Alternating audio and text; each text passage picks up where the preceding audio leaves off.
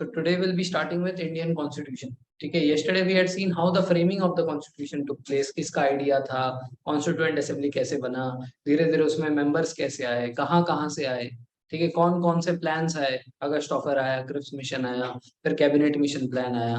अच्छा, cabinet mission plan में कौन कौन थे? AB Alexander, AB Alexander, Cripps था, हाँ स्टैनफोर्ड क्रिप्स था, और लॉर्ड पैट्रिक लॉरेंस, ये तीन लोग थे। ठीक है, तो ये तीन लोग जो है, ये तीन लोग ये हमारा जो कैबिनेट मिशन प्लान था इसमें आए थे। ठीक है, कैबिनेट मिशन प्लान के हिसाब से इंडिया को तीन हिस्सों में बांट दिया गया था, A B and C type का स्टेट, है ना। तो ये सब हमने कल देख लिया था in making of the constitution. Now finally when the constitution was made, ठीक है, तो उसके क्या प्रोविजंस थे and everything will be discussing from today onwards. ठीक है, यस सर।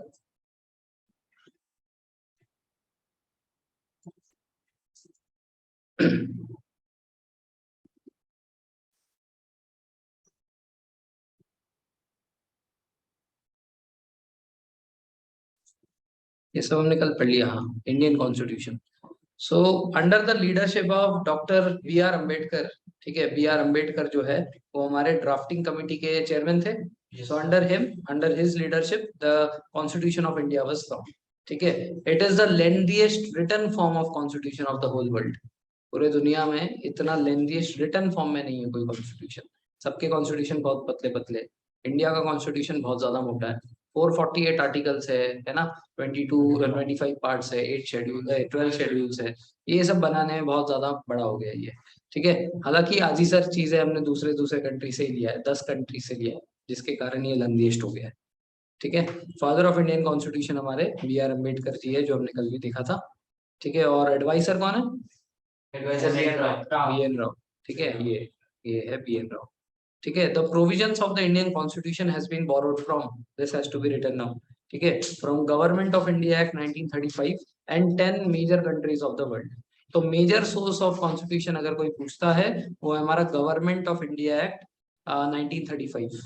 तो ये अंग्रेजों ने हमें आजादी देने से पहले, ठीक है, एक इंडियन इंडिपेंडेंस एक्ट आया था 1947 में, उससे पहले जो सबसे मेजर एक्ट था वो था गवर्नमेंट ऑफ इंडिया एक्ट। तो मैक्सिमम चीजें आज जो हमारे कॉन्स्टिट्यूशन में है वो सब बोरो किया है हमने गवर्नमेंट ऑफ इंडिया एक्ट 1935 से। सो इसके लिए एक एक्चुअल में अलग चैप्टर होगा। In that chapter will be starting about the historical background of Indian polity. तो हिस्टोरिकल बैकग्राउंड मतलब क्या, कि धीरे धीरे अंग्रेजों ने क्या क्या लॉज लाए, उसमें से इंडिया ने उसमें से क्या क्या अडॉप्ट कर लिया। ठीक है, सो वो सब हम पढ़ेंगे। बट वो सब पढ़ने से पहले कॉन्स्टिट्यूशन क्या है वो तो समझे, तब हमें समझ में आएगा उसमें जो प्रोविजंस है वो कहाँ से है। तो हमें ये जानना है कि हमारा जो कॉन्स्टिट्यूशन है उसके मेजर प्रोविजंस कहाँ से है। तो मेजर प्रोविजंस है गवर्नमेंट ऑफ इंडिया एक्ट से, और अलग अलग हमने 10-10 कंट्री से उसके अंदर प्रोविजंस लिए। अब ये 10 कंट्री से क्या क्या लिया है ना, इसके क्वेश्चंस आते हैं। ठीक है, जैसे कि इंडिया में सिंगल सिटीजनशिप चलता है। क्या चलता है? इसका मतलब अगर आप इंडिया के सिटीजन होते होते किसी दूसरे कंट्री में जाके सिटीजनशिप लेते हो, तो बाय डिफॉल्ट आपका इंडियन सिटीजनशिप हट जाएगा। ऐसा हमारे आर्टिकल 9 में लिखा है। ठीक है, 448 आर्टिकल्स है, आर्टिकल 9 स्टेट्स दैट, ठीक है, वहां पे देख लो। ठीक है, आर्टिकल 9 स्टेट्स दैट कि अगर किसी ने वॉलंटरीली किसी दूसरे कंट्री का सिटीजनशिप ले लिया, तो फिर उसका इंडियन सिटीजनशिप बाय डिफॉल्ट चले जाएगा। इसके क्लासिक एग्जांपल है हमारे अक्षय कुमार। अक्षय कुमार कैनेडियन सिटीजन है, इसलिए उनको इंडिया में वोटिंग राइट्स नहीं मिलता, यहाँ पे वो प्रॉपर्टी नहीं खरीद सकते। ठीक है ना, ऐसे कुछ कुछ चीजें उनको नहीं मिलती है, because he has taken voluntarily the citizenship of Canada. ठीक है, वो इंडिया में रह सकते हैं, एज एनआरआई रहते हैं। ठीक है, लेकिन क्या है कि नहीं, एनआरआई भी नहीं है। इनफैक्ट वो एनआरआई तो नॉन रेसिडेंशियल इंडियन होता है, तो इंडियन ही नहीं है वो। ठीक है, तो वो as a foreign citizen India में रहते हैं। ठीक है, वो तो अलाउड है। ठीक है, लेकिन यहाँ पे वोटिंग करना अलाउड नहीं है, यहाँ पे प्रॉपर्टी खरीदना अलाउड नहीं है। ठीक है, तो अक्षय कुमार को वो दोनों चीजें नहीं मिलती है। ठीक है, तो ये कहाँ से आया सिंगल सिटीजनशिप? ये हमने लिया ब्रिटेन से। इसे लिया है ब्रिटेन से लिया है। ठीक है, ऐसे ही डुअल सिटीजनशिप चलता है यूएसए में। मतलब अगर आपको इंडियन सिटीजन रख के वहां का सिटीजनशिप लेना है, तो उनके कंट्री को प्रॉब्लम नहीं है, हमारे कंट्री को है। ठीक है ना। अब कैसा होता है ना, I will give you 2 examples. Let's say एक इंसान इंडिया से चला गया अमेरिका, अमेरिका में जाकर वहां का जो जॉब ले लिया, वहां पे मैंडेटरी है कि he has to become their citizen, company का डिमांड है। तो उसने अप्लाई कर दिया और उसको ग्रीन कार्ड मिल भी गया। तो जब तक उसको ग्रीन कार्ड नहीं मिल जाता, उसका इंडियन सिटीजनशिप भी रहेगा। ठीक है ना, क्योंकि जब तक वहां का सिटीजन नहीं बना इंडिया को प्रॉब्लम नहीं, जैसे ही उधर का मिल गया तो इंडिया के इसमें कैंसिल हो जाएगा। ठीक है ना। अब ये क्यों चला, ये इसलिए चला क्योंकि यूएसए में डुअल सिटीजनशिप चलता है, सो इंडियन सिटीजनशिप होने के बावजूद वो उधर अप्लाई कर सकता है। बट अगर आप यूके में जाते हो, यूके मतलब ब्रिटेन हो गया, Britain is also following single citizenship, that means you can not even apply without renouncing the Indian citizenship. तो आपको अगर वहां की कंपनी बोलती है कि हमारे यहाँ के सिटीजन बनो, तो उसको पहले इंडिया में आके इंडिया का छोड़ना पड़ेगा, छोड़ेगा तब वहां पे अप्लाई कर पाएगा। मतलब अभी जब तक उधर एप्लीकेशन अप्रूव नहीं होता वो कहीं का नहीं है। ठीक है, ना तो इंडिया का है ना तो वहां का है, ना तो घर का ना तो घाट का। ठीक है। अब ऐसा होने से क्या होता है, अब ऐसा होने से उसके पास कोई फंडामेंटल राइट्स नहीं है, क्योंकि अब वो ना तो इंडिया का है ना तो ब्रिटेन का है। ठीक है ना, तो कुछ समय के लिए ऐसा होता है, तो ये प्रोसेस बहुत फास्ट किया जाता है। ठीक है ना। तो ऐसे कंट्रीज में जाना जहाँ पे सिंगल सिटीजनशिप हो, वहां पे कुछ दिक्कतें आती है, तो क्योंकि कुछ इंडिया भी समय यही के लिए। करता होगा। इंडिया भी यही करता है। तो ऐसा कौन इंसान है जो कि इंडिया में आके यूएस का छोड़ देगा? ठीक है, अभी तक तो ऐसा हुआ नहीं होगा, बहुत रेयर केसेस में ऐसे होते हैं, ऐसा नहीं है नहीं होते, होते हैं। ठीक है। तो provision of Indian constitution has been borrowed from government of India act 1935 and 10 other countries of the world. ठीक है। On the accusation of borrowing provision from the constitution of other countries, अब बी आर अम्बेडकर के ऊपर जो है ये आरोप लगाया गया कि आपने तो चोरी की है, मतलब कोई चोरी नहीं है। अब देखो, अगर कोई कंट्री कोई चीज अच्छी कर रही है, अब अगर हमने वो चीज उनसे नहीं लिया, इसका मतलब वो अच्छे करते रहेंगे और हमारे पास नहीं होगा ना। इसलिए वो कहते हैं कि ये जो मतलब कॉन्स्टिट्यूशन के अंदर जो चीजें हैं इसके ऊपर किसी का पेटेंट नहीं है। पेटेंट मतलब क्या, जैसे कोई दवाई की कंपनी कोई दवाई निकालती है उसके ऊपर पेटेंट होता है, मतलब उसका हक। हाँ उसका हक है। अब अगर कोई दूसरी कंपनी सेम दवाई बनाना चाहे ना, उनको पैसे देने पड़ते हैं, है ना, इसको बोलते हैं पेटेंट। जैसे तो वैक्सीन पे हुआ हाँ, था। जैसे वैक्सीन पे हुआ था। ठीक है। So as the acquisition of the drafting committee has reproduced a good part from constitution of ये other countries and government of India act, I make no apologies, मैं किसी को सॉरी नहीं बोलूंगा। ठीक है, क्योंकि वो कहते हैं कि I make no apologies because there is nothing to be ashamed of borrowing. ठीक है। It involves no plagiarism, plagiarism मतलब कॉपी करना। ठीक है। Nobody holds any patents in the rights of the fundamental ideas of constitution. If someone is doing good, you should learn from them. Our country also should do good. ठीक है, क्यों सिर्फ हम लोग अच्छा ही उनके पास रखते हैं, हमारे अंदर भी होनी चाहिए। अब हमने इसलिए 10 कंट्री सिलेक्ट किए, सबसे अच्छे अच्छे चीजें ली, ठीक है ना, और उसके ऊपर मेड इन इंडिया बना दिया। ठीक है। So our constitution originally contained Article 395, Parts 22 and Schedules 8. Currently we are having 448 articles, 25 parts and 12 schedules. ठीक है, and so far there has been 104 amendments. तो ये जो अमेंडमेंट करने वाला जो है, ठीक है, देखो कुछ कंट्रीज होती है जिसके कॉन्स्टिट्यूशन में कोई अमेंडमेंट नहीं हो सकता, it is a dead constitution, it is rigid, not flexible. Indian constitution is living document. Living क्यों, क्योंकि जैसे जैसे चेंजेस आते रहेंगे हम लोग उसमें चेंजेस करते रहेंगे। तो ये जो चेंजेस करने वाला है ये अमेंडमेंट से आएगा। ये अमेंडमेंट हमारा आर्टिकल 368 देता है। ठीक है, तो out of the 448 articles, article 368 gives the provision of amending. अब ये अमेंडमेंट कहाँ से लिया है हमने, साउथ अफ्रीका से। ठीक है, तो सिटीजनशिप हमने लिया है ब्रिटेन से, अमेंडिंग द कॉन्स्टिट्यूशन लिया हमने साउथ अफ्रीका से। ऐसे ही बीच बीच में मैं बताता रहूंगा। हमें पूरा कॉन्स्टिट्यूशन बनाने में कितना समय लगा, ये डायरेक्ट क्वेश्चन आता है। ठीक है, सो हमें कॉन्स्टिट्यूशन बनाने में लगा 2 years 11 months and 18 days। 2 years 11 months 18 days and total 11 session, 11 बार बैठक हुई। 11 बार बैठक के बाद जो है फाइनली हमारा कॉन्स्टिट्यूशन बना। सो 2 years 11 months 18 days। ठीक है, तो इतना समय जो है हमें कॉन्स्टिट्यूशन को बनाने के लिए लगा, 2 years 11 months 18 days and total 11 sessions. ठीक है ना। तो finally the constitution was ratified. What do you mean by ratify, accept करना, मंजूरी देना। ठीक है, तो finally the constitution was ratified by the constituent assembly on 26 November 1949। तो this is the date we see on the preamble, है ना। Preamble के एंड में क्या होता है, ठीक है, on this day of 26 November 1949 we do by enact, adopt and give to ourselves this constitution। ये जो लास्ट लाइन हम लोग प्रीएम्बल में पढ़ते हैं वो 26 नवंबर 1949 पे हुआ था। ठीक है, now this are the features, ठीक है, of the Indian constitution that we have taken from different different countries. जैसे अभी मैंने बताया था सिंगल सिटीजनशिप कहाँ से लिया है, ब्रिटेन से, देखो इधर आता है। ठीक है ना। फिर मैंने साउथ अफ्रीका से क्या बोला, अमेंडमेंट टू द कॉन्स्टिट्यूशन, देखो इधर आता है। ठीक है। तो ऐसे ही हमें ये सारे फीचर्स को पढ़ने पड़ेंगे, आज नहीं पढ़ेंगे। क्यों? क्योंकि अभी तक अपने को फीचर्स ही नहीं पता क्या क्या है हमारे कॉन्स्टिट्यूशन में। एक बार कुछ चीजें पता चले तब तो उसको हम लोग कहाँ से लिया है वो पढ़ेंगे ना। So with time I will be telling you certain features and then I will be asking you to learn them. तो इसको पूरा बाई हार्ट करना पड़ेगा। कैसे? रट्टा मार के? ऐसे रट्टा मार के नहीं होगा। यू नीड टू अंडरस्टैंड कि ये फीचर्स है क्या। अभी सिंगल सिटीजनशिप जैसे मैंने बताया, कंट्री का रहते रहते दूसरे कंट्री का नहीं, सिंपल था, इसे बता दिया। कुछ कुछ है जैसे कि व्रिट्स। अब व्रिट्स क्या है? अनटिल अनलेस वी स्टडी व्रिट्स, आपको समझाऊंगा तो भी नहीं समझेगा। आयरलैंड भी आता है। हाँ, आयरलैंड भी आता है। इनफैक्ट प्रेसिडेंट प्रेसिडेंट का जो पोस्ट है, ठीक है, उसका इलेक्शन कैसे किया जाएगा, ये आयरलैंड से आया। ठीक है, method of election of president, ये जो कल कल ही हुआ ना, कल, आज कितना है? 2 दिन हुए। ठीक है, 2 दिन पहले जो ये बैलेट सिस्टम वाला जो मैकेनिज्म था, ये आयरलैंड से लिया गया है। ठीक है ना। तो ऐसे और भी चीजें हैं, पढ़ेंगे हम। ठीक है। अब देखो इंपॉर्टेंट डेट्स, अभी हम लोग बेसिकली क्या कर रहे हैं, हम लोग देख रहे हैं कि कॉन्स्टिट्यूशन से रिलेटेड इंपॉर्टेंट डेट्स क्या थे। ठीक है ना। सो 26 नवंबर 1949 पे ये अडॉप्ट हो गया था। बट फाइनली हमने उसको अपना कॉन्स्टिट्यूशन कब मतलब इंडिया के लिए एक्सेप्ट किया? 26 जनवरी। 2 दिन पहले उससे सारे के सारे मेंबर्स इकट्ठा हुए थे और उन्होंने कॉन्स्टिट्यूशन के ऊपर अपना सिग्नेचर किया था। So on 24 January 1950 all the members signed the newly formed constitution of India। तो 24 के दिन सारे के सारे जितने भी कॉन्स्टिट्यूएंट असेंबली के मेंबर्स थे, उन सभी ने अपना सिग्नेचर किया था। अब इस दिन पे 2 इंपॉर्टेंट काम हुए थे। इस दिन हमने जन गण मन को अपना नेशनल एंथम बनाया था। तो 24 जनवरी 1950 Jana Gana Mana was made our national anthem. ठीक है ना। अब ऐसे 2 गाने थे, ठीक है, जिसके ऊपर जो है बहस हो रही थी कि किसको हमारा नेशनल एंथम बनाया जाए। एक था हमारा नेशनल एंथम जो हम लोग जन गण मन गाते हैं, और दूसरा है वंदे मातरम जो हमारा नेशनल सॉन्ग है। ठीक है ना। लेकिन वंदे मातरम बहुत स्लो है, ठीक है, और बहुत लंबा है। तो जनरली नेशनल एंथम छोटा होता है, इसलिए हमने जन गण मन का भी पूरा गाना नहीं लिया है, उसका सिर्फ फर्स्ट स्टैंजा लिया। ठीक है ना। जन गण मन बहुत अराउंड 6 पेजेस का सॉन्ग है वो। ठीक है ना।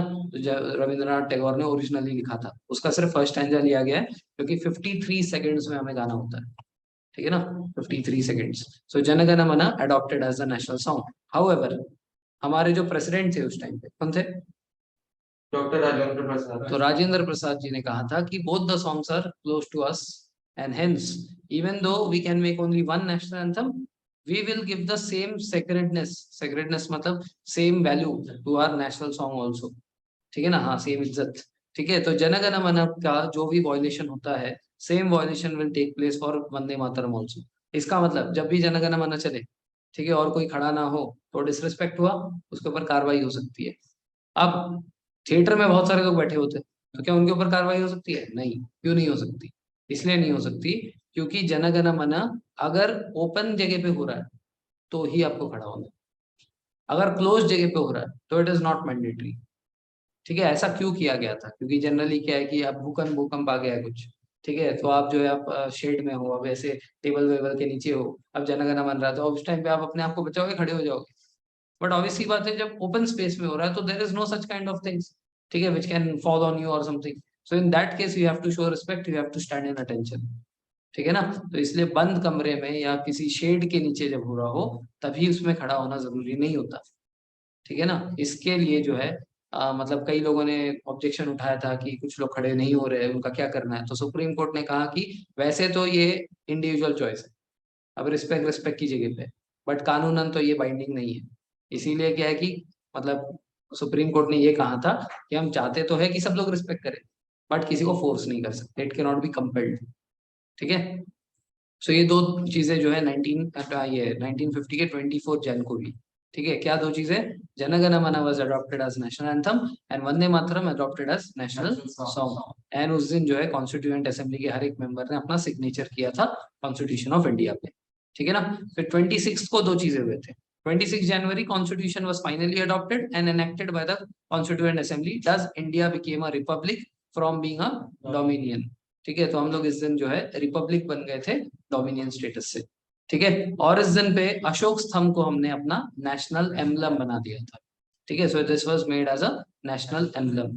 तो ये जो है ये लायन कैपिटल ऑफ सारनाथ। ठीक है। तो ये जो हमारे अशोक थे, अशोक ने ये कहाँ लगाया था? लायन कैपिटल ऑफ सारनाथ पे लगाया था। वहां से हमने लायन का आइडिया लिया। लेकिन ओरिजिनल अशोक स्तंभ देखोगे ना, उसके ऊपर सिर्फ एक ही लायन बैठा था, ठीक है ना। सो उसी लायन का रेप्लिका चारों तरफ से जो है हमने अडॉप्ट किया है, ठीक है। ओरिजिनल जो अशोक स्तंभ है उस पे एक ही लायन था, ठीक है। Now facts about constitution of India.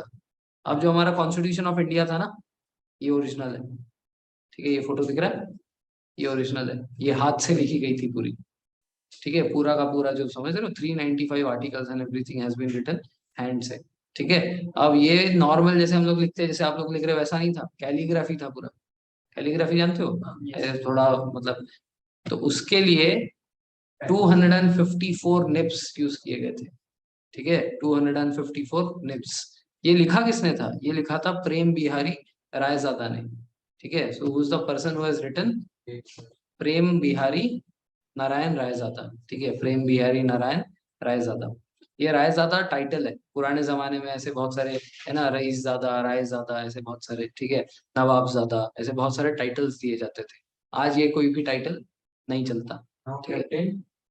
क्या क्या, now it has been kept in helium filled box in library of parliament, ठीक है। ये जो लाइब्रेरी ऑफ पार्लियामेंट है, इन 9 दिसंबर 2018 में इसको ओपन किया गया था for public.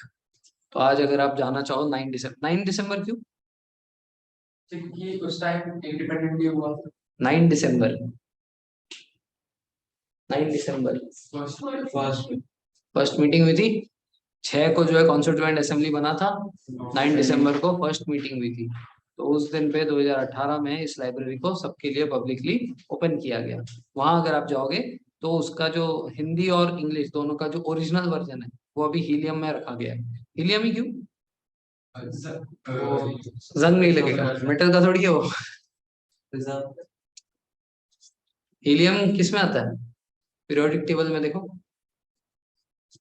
Helium noble gas है। किसी के तो साथ नोबल गैस किसी के साथ रिएक्ट नहीं करते हैं, तो उसमें जितना भी टाइम पीरियड चले जाए वो कभी भी खराब नहीं हो, इसीलिए हीलियम में उसको रखा गया है, ठीक है ना। So it has been written by Prem Behari Narayan Raizada, ठीक है। Original copy of Indian constitution, it was written in Hindi and English both. Now it has been kept in the helium filled box in the library of parliament, ठीक है।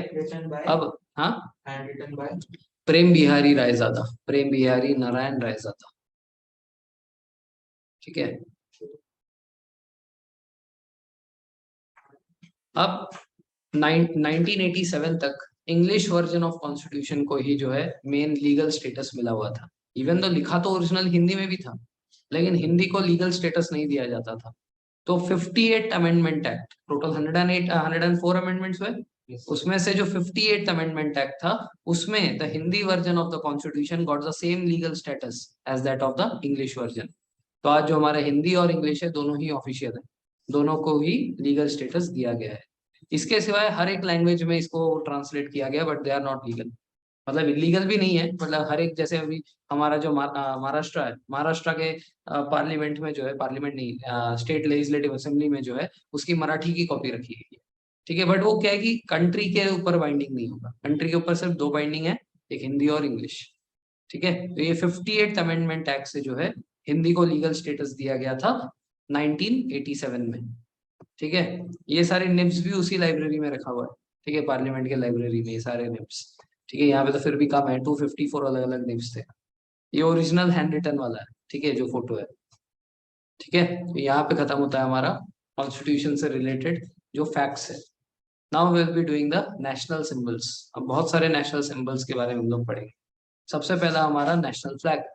तो कल हमने इसका date पढ़ा था कि कौन से डेट पे ये अडॉप्ट किया गया था नेशनल फ्लैग, कौन सा डेट था वो, 22 जुलाई 1947, ठीक है, उस दिन इसको अडॉप्ट किया गया था। तो नेशनल सिंबल्स में सबसे पहले अपना नेशनल फ्लैग आता है। सो it was adopted on 22 July 1947।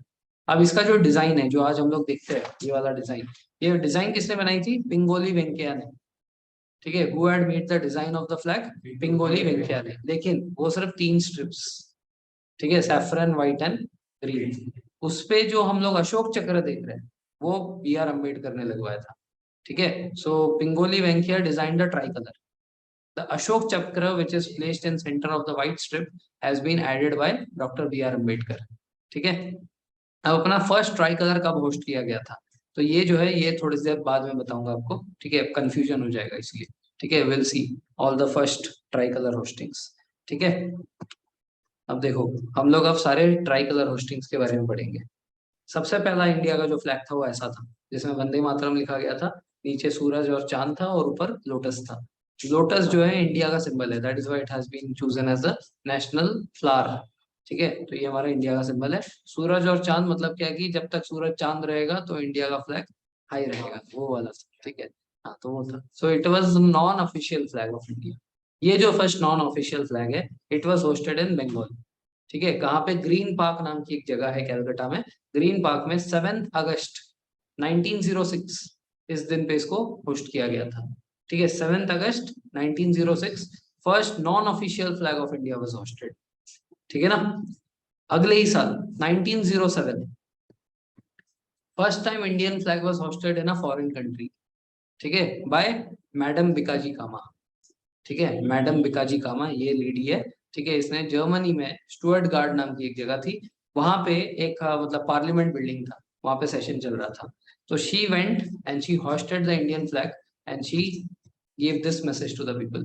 This flag is of Indian independence. Behold, it is born. It has been made by sacred. It has been made sacred. Sacred matlab holy by the blood of young Indians who sacrificed their lives. I call upon you. Who are this you? Those people who are in the parliament of Germany. Okay, I call upon you, gentlemen, to rise and salute this flag of Indian independence. In the name of this flag, I appeal to the lovers of freedom. अब क्या है कि पूरे दुनिया भर में हर कोई independence, freedom, इन सारे आइडियाज को रिफ्लेक्ट कर रहा था। No matter which country it is, वो इंडिया है या फ्रांस है या जर्मनी है, हर जगह पे जो लवर्स ऑफ फ्रीडम थे, कहीं पे भी फ्रीडम स्ट्रगल होता तो वो पहुंच जाते। इसलिए ये जो है ये फॉरेनर्स को बुला रही है कि आप हमारे फ्रीडम स्ट्रगल में शामिल हो जाओ, क्योंकि हमारा जो फ्रीडम है बहुत समय से पेंडिंग है। ये कब से 1608 से आ रखे हैं अंग्रेज, अब तक नहीं जा रहे, ठीक है। बहुत हो गया, 300 साल हो गए, ठीक है। अब तो निकलना चाहिए, ठीक है। तो इसीलिए जो है 1907 में उन्होंने स्टुअर्ट गार्ड में जर्मनी में 21 अगस्त के दिन होस्ट किया था इसको, ठीक है। So first non official flag in India 7 August 1906 कहाँ पे? ग्रीन पार्क कलकत्ता, ठीक है।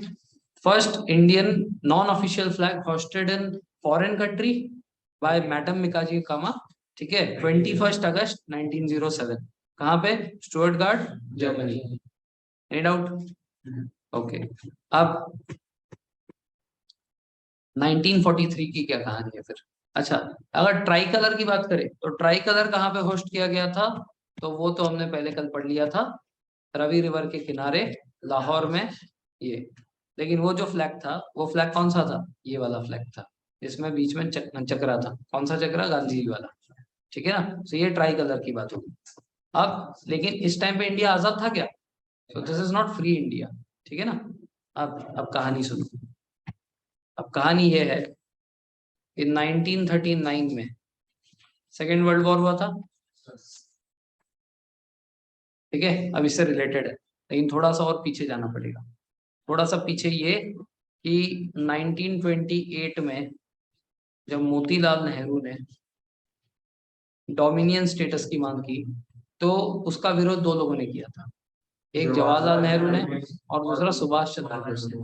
जवाहरलाल नेहरू को तो गांधी जी ने किसी तरह से उसके बाद संभाल लिया, ठीक है, लेकिन सुभाष चंद्र बोस को नहीं संभाल पाए।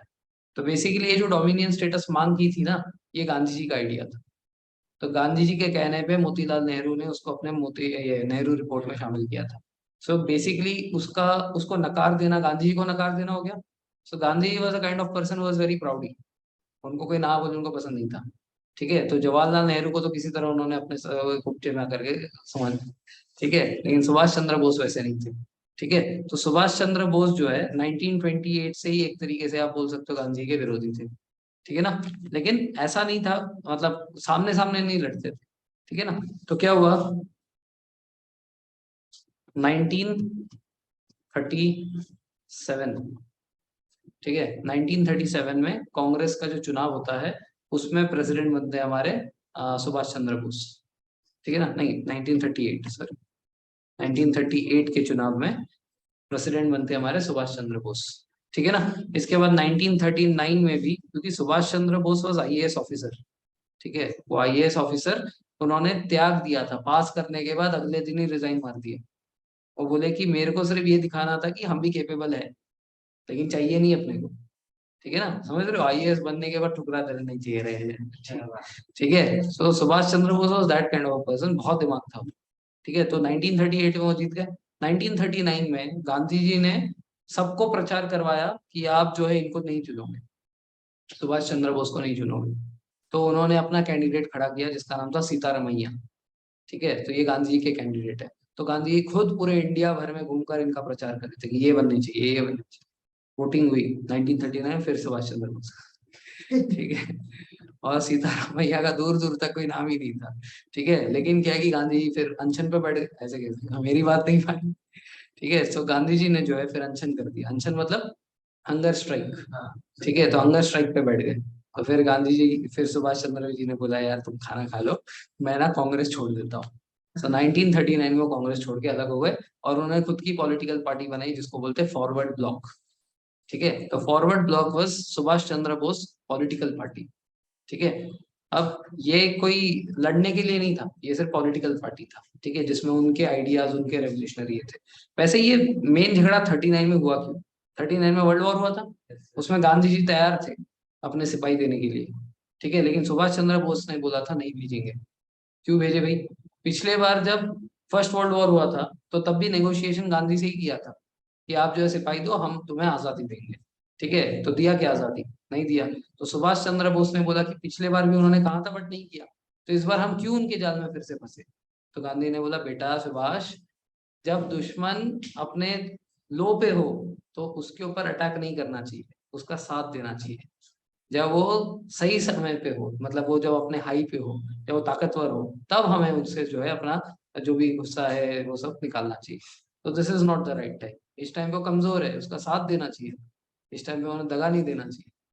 तो नेहरू ने बोला, ये सुभाष चंद्र बोस ने बोला तुम देखो अपना, मैं चला अपने रास्ते, तुम चलो अपने रास्ते। इस तरीके से अलग हो गए। अलग होने के बाद सुभाष चंद्र बोस ने अपना फॉरवर्ड ब्लॉक बनाया। फॉरवर्ड ब्लॉक बनाने के बाद भी उन्होंने समझा कि ऐसे आज़ादी नहीं मिलेगी। तो उन्होंने प्लान बनाया कि रशिया जाएंगे। रशिया जाकर जो है, रशिया में क्योंकि बोशावलिक्स, मेशावलिक सुना होगा आपने, तो बोशावलिक पार्टी ने जिस तरीके से अपना रेवोल्यूशन किया है, उनसे आइडियाज मिलेंगे, उनके लोगों को हम लोग लाएंगे। ठीक है ना।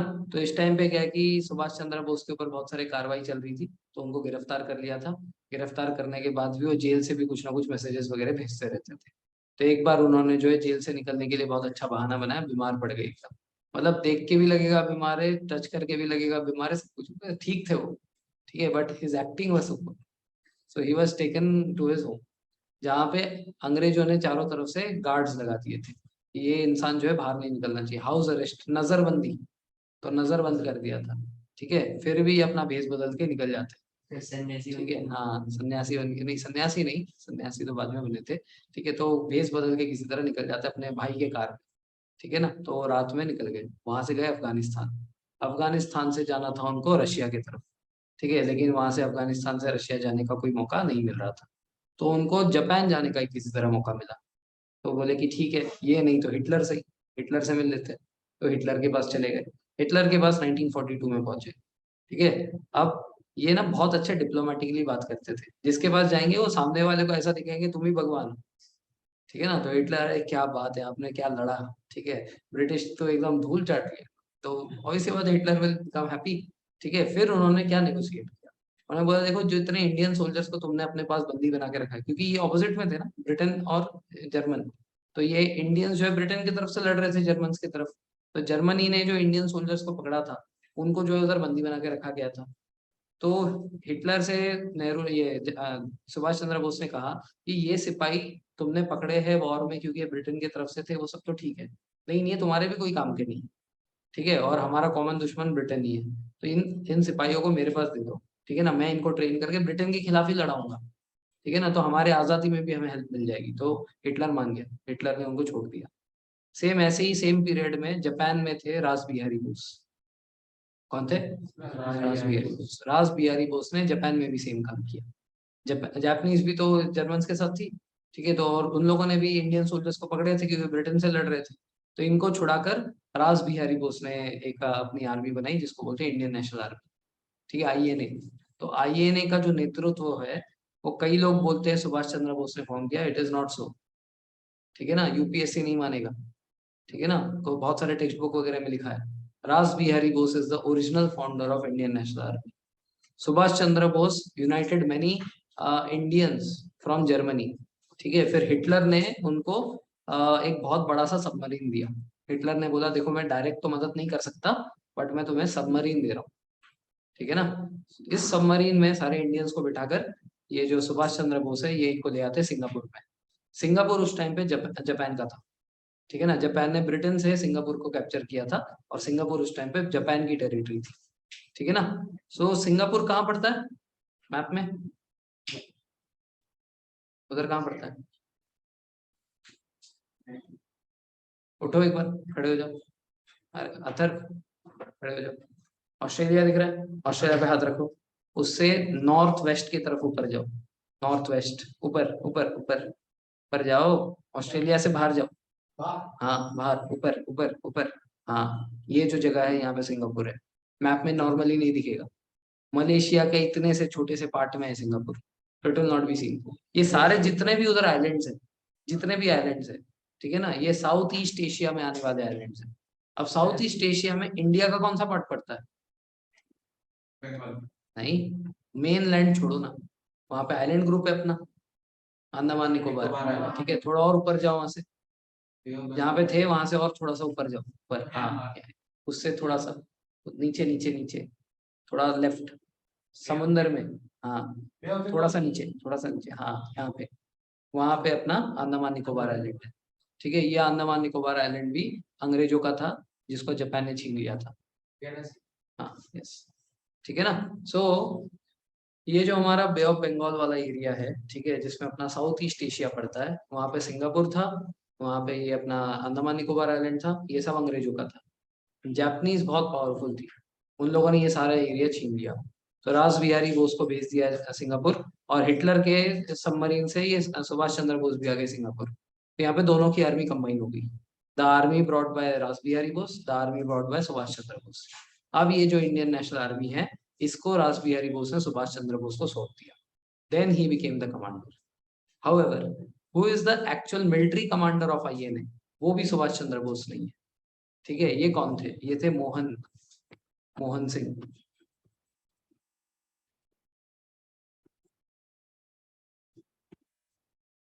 ठीक है, Mohan Singh was the first commander of INA, Indian national army.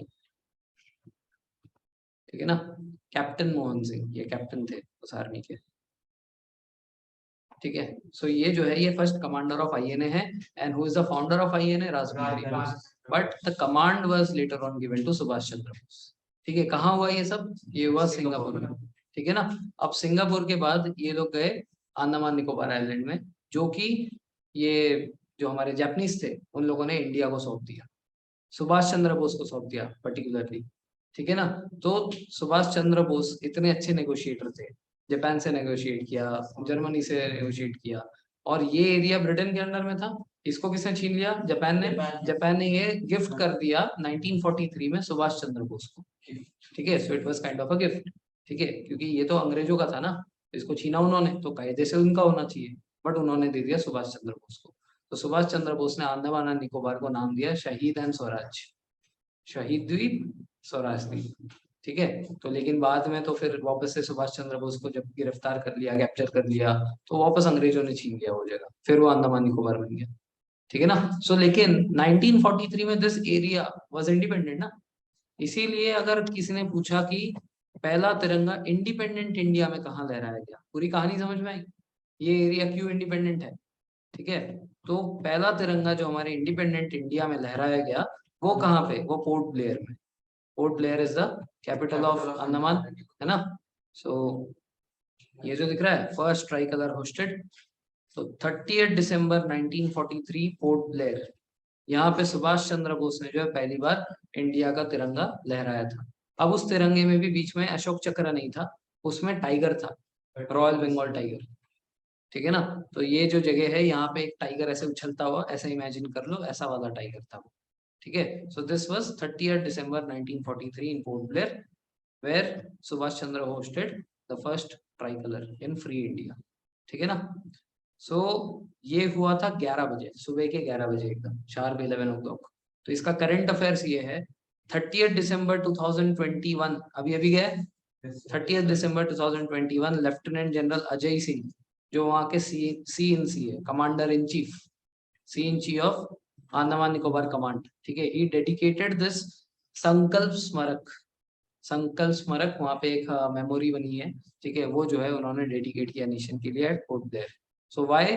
Because on 30th December 1943 this place Subhash Chandra Bose hosted the flag for the first time. तो ये भी 11 बजे इसीलिए इस संकल्प स्मारक का इनॉग्रेशन किया गया था. ठीक है. तो ये करंट अफेयर्स में है. ठीक है. तो ये वो जगह है, ठीक है, जहाँ पे इसकी होस्टिंग की गई थी. First try colour hosting in India, independent India. किसने किया? सुभाष चंद्र बोस. ठीक है. तो इसको जहाँ पे इन्होंने किया था उस जगह को अभी नेताजी स्टेडियम बोलते हैं. ठीक है. तो वहां पे पहला तिरंगा लहराया था. अब क्या हुआ, मोदी जी इधर 2018 में गए थे. ठीक है. Modi ji went there in 2018. ठीक है. तो वहां पे देखो, जब हम लोग हिस्ट्री पढ़ेंगे there will be a chapter based on 1857 revolt. 1857 में एक मेजर इंडिपेंडेंस रिवॉल्ट हुआ था. ठीक है. उस रिवॉल्ट में कुछ ब्रिटिश ऑफिसर्स थे जिन्होंने इंडियंस को मार दिया था. उसमें एक थे मेजर जनरल हैवलॉक और एक थे ब्रिगेडियर नील. तो अंडमान निकोबार में एक हैवलॉक आइलैंड था और एक नील आइलैंड था और एक रॉस आइलैंड था. ये 3 आइलैंड थे. तो सुभाष चंद्र बोस ने इस एरिया में शहीद एंड स्वराज आइलैंड बनाया था, अंडमान एंड निकोबार पूरा को. लेकिन क्या है कि अभी क्या है कि पूरे वर्ल्ड में Andaman Nicobar island has become famous. तो पूरे के पूरे आइलैंड का नाम ही चेंज कर देंगे तो फिर दिक्कत हो जाएगा, टूरिज्म वगैरह में बहुत दिक्कत आएगी. So because of that Modi ji in 2018 December 30th December had renamed 3 islands in Andaman Nicobar. ठीक है. तो Havelock island has been named as Shaheed Dweep, नहीं, स्वराज द्वीप. ठीक है. And Neil island has been named as Shaheed Dweep and Ross island has been named as Subhash Chandra Dweep. ठीक है. सुभाष चंद्र बोस द्वीप. तो ये क्यों? क्योंकि यही चीज को रिकॉग्नाइज करने के लिए. अभी जैसे आप लोगों ने कभी सुना भी नहीं था, अभी जो करंट अफेयर्स पढ़ रहा है, ये पूरी कहानी मेरे को भी 2018 में ही समझ में आई. उससे पहले तक मेरे को भी नहीं पता था, because I was preparing for my exams and at that time I had heard all these things. ठीक है. तो तभी से ही पता है. तो क्या है कि ये नेशन को बताना भी जरूरी है. So now Havelock island is Swaraj Dweep and Neil island is Shaheed Dweep. ठीक है. And Ross island is Subhash Chandra Bose Dweep. ठीक है. तो ये सब फ्लैग के बारे में था. क्लियर है? Any doubts here? शहीद, स्वराज और रॉस आइलैंड. ठीक है. तो हैवलॉक आइलैंड जो है स्वराज द्वीप है. ठीक है. नील आइलैंड जो है वो शहीद द्वीप है और रॉस आइलैंड जो है वो सुभाष चंद्र द्वीप है. ठीक है. तो ये सब फ्लैग के बारे में हो गया. ये सब नोट्स में है ना? हाँ, है ना.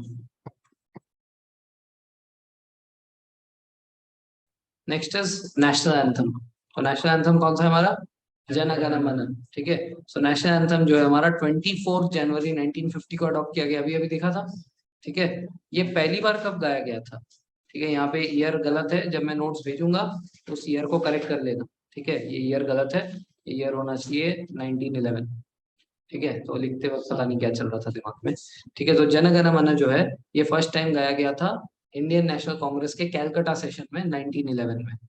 ठीक है. और ये लिखा किसने है? रविंद्रनाथ टैगोर ने. ठीक है ना. उसके बाद नेशनल सॉन्ग जो है ये हमारा वंदे मातरम.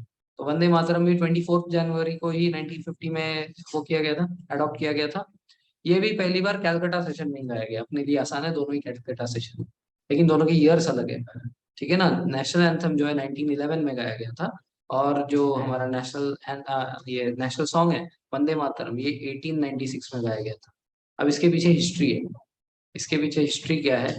इसके पीछे हिस्ट्री ये है कि 1857 में जो रिवॉल्ट हुआ था, ये रिवॉल्ट हुआ था क्योंकि इंडियंस के अंदर बहुत गुस्सा था. वो एक बार में अचानक से फूटा. मंगल पांडे देखा है? Yes sir.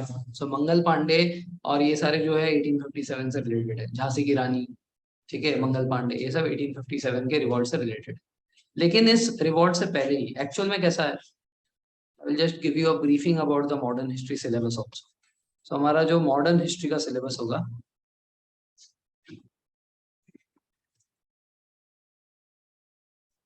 ये सिलेबस डिवाइडेड होगा 5 पार्ट्स में, ठीक है ना। पहला है एडवेंट ऑफ यूरोपियंस, ये यूरोपियंस हमारे देश में कैसे आए, ठीक है, धीरे धीरे अंग्रेजों ने कैसे सबको हराया और कैसे वो पावरफुल बने, एडवेंट ऑफ यूरोपियंस। ये हम लोग ऑलरेडी पढ़ चुके थे, लेकिन क्या है कि now there are many new members, ठीक है, जो लोग स्टार्टिंग से थे नहीं, ठीक है, so for them I will B repeating this again, ठीक है ना। तो एडवेंट ऑफ यूरोपियंस का जो फेज था ये था 1498 से लेकर 1757 तक, ठीक है ना।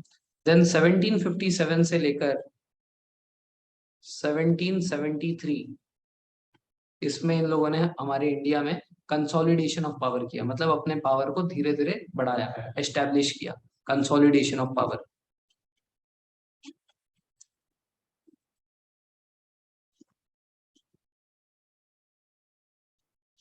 पावर को कंसोलिडेट करने के बाद ब्रिटिश की जो ईस्ट इंडिया कंपनी थी, उस कंपनी ने हमें रूल करना स्टार्ट किया फ्रॉम द ईयर 1773 टू 1858, ठीक है ना। This is called as company rule.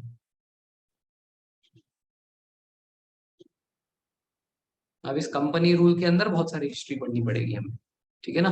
उसके बाद 1858 तक चलाना ही है, क्यों, क्योंकि 1857 में रिवॉल्ट हुआ था, इसको बोलते हैं सिपाही म्यूटिनी,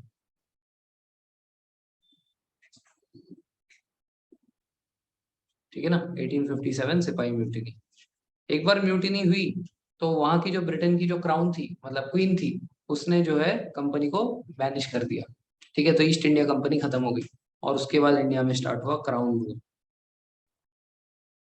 तो क्राउन रूल चला 1858 से लेकर 1947 तक। अभी फिलहाल जो मैं वंदे मातरम के बारे में बता रहा था, वो इस कंपनी रूल के दौरान में आएगा। अब कंपनी जो रूल कर रही थी, ये रूलर तो है नहीं, ये कोई कंपनी है, तो इनके जितने रूलर्स थे, हाथ में पावर आया था तो हर कोई अपना कुछ ना कुछ करता है ना, तो इन लोगों ने बहुत ही गंदे गंदे कुछ रूल्स बनाए थे, ठीक है। जैसे हमारा टैक्स रिफॉर्म जो सिस्टम था, लैंड रेवेन्यू सिस्टम बहुत खराब था। इंडियन राजा जो थे उनके ऊपर बहुत अत्याचार किया, ठीक है। इंडिया में जितने भी लोग जंगल में थे, जंगल को बोला कि अब तुम्हारा नहीं है, जंगल जो है गवर्नमेंट का है, और उन सब लोगों को जो जंगल से निकाल दिया गया था। इसकी हिस्ट्री आपने पढ़ी होगी, ट्राइबल रिफॉर्म्स, है ना। यस। तो ये जो जंगल से जितने लोगों को निकाल दिया, ठीक है, तो अब इसी बात ये रिवॉल्ट करेंगे। तो ऐसे ही जंगल से जो लोग निकाले गए थे, ट्राइबल रिवॉल्ट हुआ था। वैसे ही कुछ सन्यासी थे, ठीक है ना। अब सन्यासियों ने क्यों रिवॉल्ट किया, सन्यासियों ने इसलिए रिवॉल्ट किया, इसका पूरा लॉजिक समझो। इंडिया में कुछ जमींदार थे, उन जमींदारों से उनकी प्रॉपर्टी छीन ली थी। इंडिया में कुछ रूलर्स थे, जैसे हमारे पेशवास हो गए, इन लोगों से भी पेशवा से छीन लिया था। अब ये जो बड़े बड़े खानदान के लोग थे, ये लोग अपने घर में जो है पूजा वगैरह करवाते थे, ये लोग जो है बाहर जाकर इंडियन हैंडीक्राफ्ट चीजें खरीदते थे। अब जब इन लोगों का नवाबी ही नहीं रहा, इनका सब इनकम बंद हो गया, अब ये कैसे अपने घर में किसी पंडित को बुलाकर बार बार पूजा करवाएंगे। तो इससे क्या हुआ, पंडितों का भी नौकरी चला गया, ठीक है। इससे क्या हुआ, जो लोग हैंडीक्राफ्ट खरीदते थे उन लोगों को भी अब नहीं मिल रहा है, तो इसके वजह से बहुत ज्यादा रिवॉल्ट हुआ था, ठीक है ना। सो अब उस समय 1770 में बहुत ही खतरनाक सा फमाइन आया था। क्या आया था, फमाइन। इस फमाइन के कारण अब ना तो खाने को कुछ मतलब वो है, दाना है, और ना ही इनकम है। तो इसलिए जो सन्यासी थे, उन सन्यासी ने रिवॉल्ट किया था, इसको बोलते हैं सन्यासी रिवॉल्ट। इस सन्यासी रिवॉल्ट के ऊपर हमारे बंकिम चंद्र चट्टोपाध्याय, नाम सुना है? Yes, sir. क्या किया इसने? बंकिम चंद्र चटर्जी या चट्टोपाध्याय, ऐसे में इन्होंने लिखी थी एक नॉवल। इस नॉवल का नाम है आनंद मठ, ठीक है। इस आनंद मठ नॉवल के अंदर वंदे मातरम गाया गया है, मतलब उसमें वो चीज दी गई है, वो गाना दिया गया है, ठीक है ना। सो अब इससे क्या क्या क्वेश्चन बनेगा कि ये जो वंदे मातरम है, हमारा जो नेशनल सॉन्ग है, ये कौन से नॉवल से लिया गया है? आनंद मठ से। इसके राइटर कौन है? बंकिम चंद्र चटर्जी। ये नॉवल किससे रिलेटेड है? सन्यासी रिवॉल्ट से। समझ में आई बात?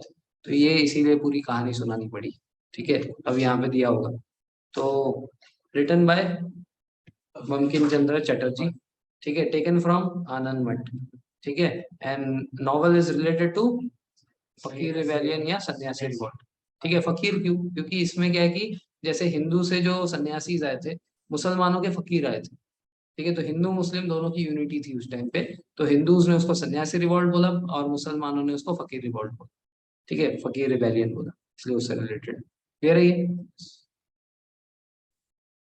Next, next is our national emblem. ये डेट ये देख लेना, ठीक है ना, यहाँ पे गलत लिखा हुआ है 1906 का 1911 कर देना, ठीक है ना। Now national emblem, national emblem is a Ashok Stambh, ठीक है, which has been taken from Sarnath, ठीक है, अशोकन पिलर ऑफ सारनाथ। इसके नीचे एक मैसेज लिखा गया है, क्या है वो? सत्यमेव जयते, सत्यमेव जयते का मतलब ट्रुथ ऑलवेज ट्रम्प्स, ठीक है। अब ये जो है, ये जो मैसेज है सत्यमेव जयते, ये कौन से उपनिषद से लिखा है, लिया गया है, ये पूछा जाता है। It has been taken from Mundaka Upanishad, ठीक है, मुंडका उपनिषद से लिया गया ये, ठीक है। तो ये कुछ क्वेश्चंस है जो कि हमारे नेशनल सिंबल्स के बारे में आ सकते हैं। तो नेशनल सिंबल्स 4 इंपॉर्टेंट है, हमारा फ्लैग, हमारा national anthem, national song, national emblem. अब इसमें से इनका कब कब अडॉप्ट हुआ था वो एक बार एक जगह पे नोट कर लेना। जैसे अगर हम लोग फ्लैग की बात करें, तो फ्लैग कब अडॉप्ट हुआ था? 22 जुलाई 1947, ठीक है ना, फ्लैग, ठीक है। नेशनल एंथम 24 जैन 1950, ठीक है। उसके बाद national song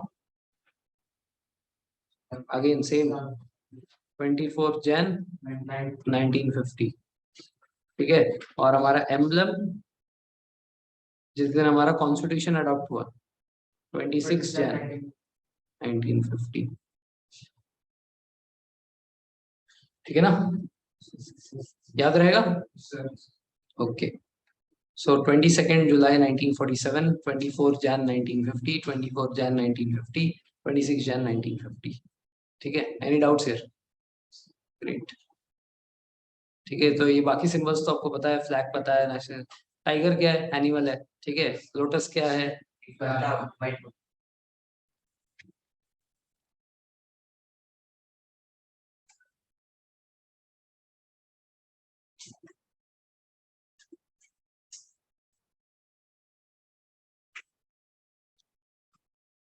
done, okay.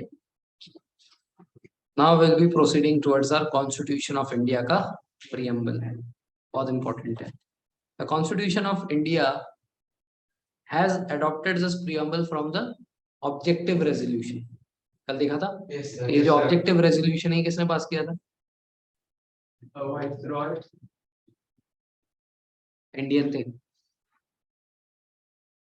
Objective resolution was presented by Jawaharlal Nehru, ठीक है ना, जवाहरलाल नेहरू का है ऑब्जेक्टिव रेजोल्यूशन, ठीक है, यस, जवाहरलाल नेहरू, ठीक है। तो ये जो है ये एक मतलब पूरे इंडिया के कॉन्स्टिट्यूशन में क्या होगा उसका सारांश है, उसका पूरा ब्रीफ है, ठीक है। So we the people of India having solemnly resolve, ठीक है, मतलब इसके हर एक वर्ड का मीनिंग समझना जरूरी। We the people of India, इसका मतलब हमारा देश जो है डेमोक्रेटिक है।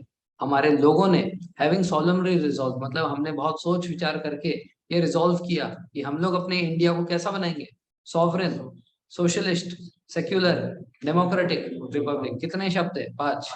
सॉवरेन का मतलब क्या? सॉवरेन का मतलब जो अपने डिसीजंस खुद लेगा, किसी दूसरे कंट्री के प्रभाव में नहीं पड़ेगा। सो हम लोग जो है आजाद हो गए अंग्रेज से, इसलिए अब हमारे डिसीजन किसी दूसरे कंट्री के बोलने पे चेंज नहीं होंगे। We are a sovereign country. अब ये सॉवरेनिटी के ऊपर इशू कब आया था? इसके ऊपर इशू आया था अभी यूक्रेन रशिया में, ठीक है ना। यूक्रेन जो है ये ज्वाइन करना चाहता था नेटो, और रशियन प्रेसिडेंट जो पुतिन है वो कह रहा था कि उसने इससे बात किया था हमारे यूएस के प्रेसिडेंट से, ठीक है ना, कौन है?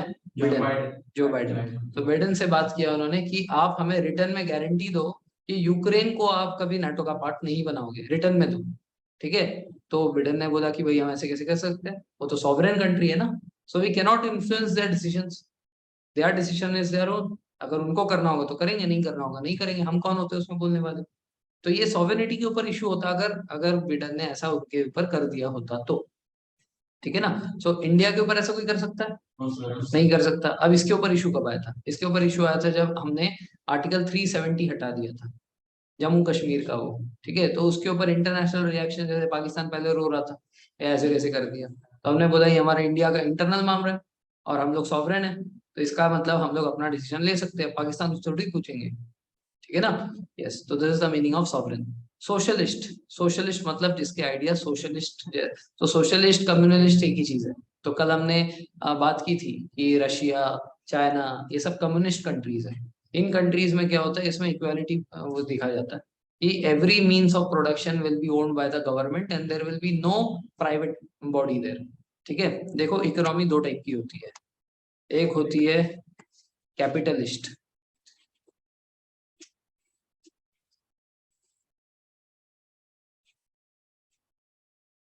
और एक होती है सोशलिस्ट, ठीक है ना। सोशलिस्ट का मतलब क्या है, इसका एक्चुअल में पूरा आइडिया आया कहाँ से? पुराने जमाने में क्या होता था, कोई फैक्ट्री का ओनर, ठीक है, अपने पास बहुत सारे एम्प्लॉयज हायर करता था और उसके ऊपर बहुत अत्याचार करता था, ठीक है ना। वो पूरे दिन रात काम किए जा रहे, 15 घंटे, 20 घंटे, 25 घंटे, और उनके काम का सारा जो मतलब अब वो लोग गुड्स बना रहे हैं ना कुछ मैन्युफैक्चर कर रहे हैं, बेचने के बाद प्रॉफिट किसको मिलेगा? ओनर्स को मिलेगा। और इनको तो कुछ नहीं मिलने वाला, इनको तो बस डेली वेज मिलेगा। इसीलिए कार्ल मार्क्स ने बनाया था सोशलिस्ट प्रिंसिपल, कि the real owners of any factory should be the workers. It is because of their hard work that the owner is getting a lot of money.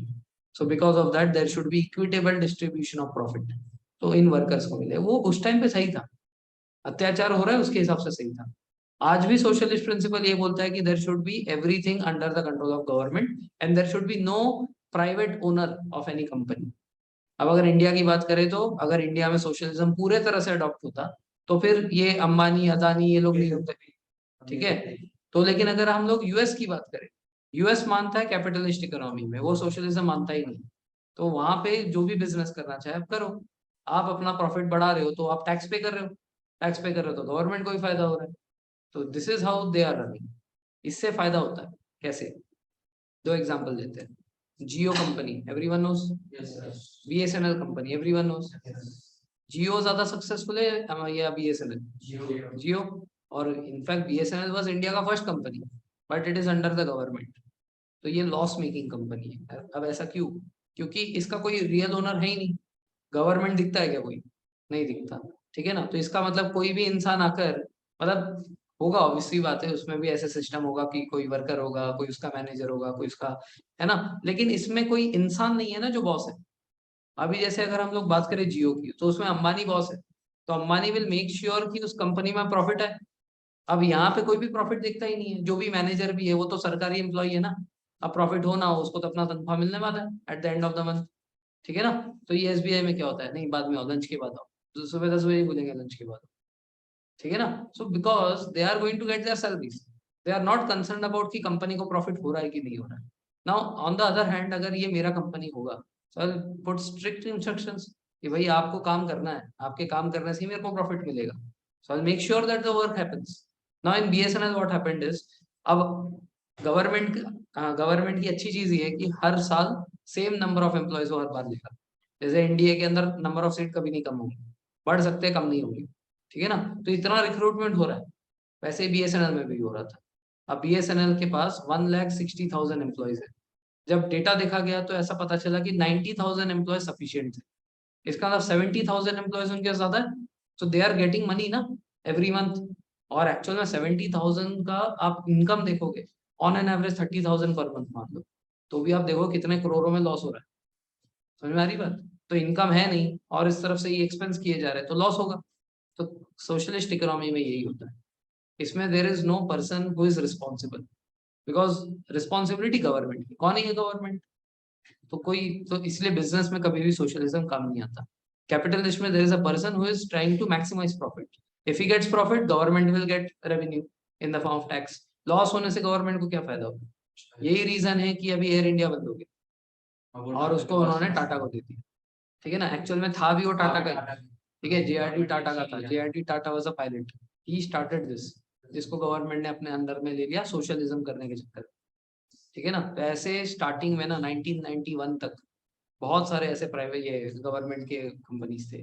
ऐसा rule था कि 8 sectors में कभी भी प्राइवेट गुड्स नहीं सकते, ठीक है ना। तो इससे क्या हुआ, बहुत ज्यादा नुकसान हुआ, ठीक है ना। 1991 में इंडिया पूरी तरह से डूब चुका था, ठीक है। तब हमारे जो फाइनेंस मिनिस्टर थे वो थे Manmohan Singh, is a great economist.